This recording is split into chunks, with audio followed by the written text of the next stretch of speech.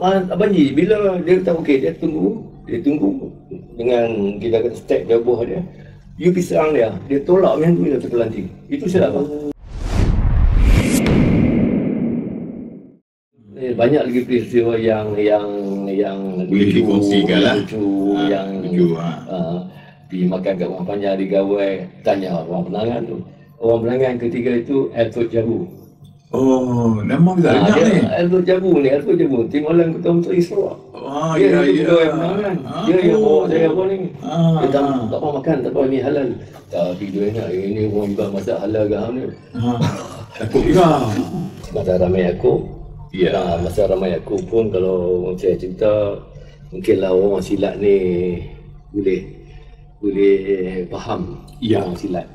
Silat ni saya tak ingat silat apa. Ramai aku sudah invite kami, saya Janang ni kami duduk ada di sana. So, dia punya pegawai ADM beritahu malam ni Datuk Seri Ramai aku tu dia Ketua Menteri. Ketua Menteri era 70-an minta ini jemaah di dia bersurau dekat ni surau besar dalam bangunan rumah kediaman rasmi dia tu. Dia kami 3 orang ambil gambar apa semua.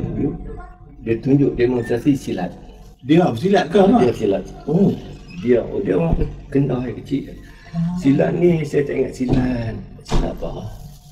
Yang dia kata saya tak apa ni, dia kata dah lawan ini kemudian okey, dia tunjuk demonstrasi, kami ambil gambar lah.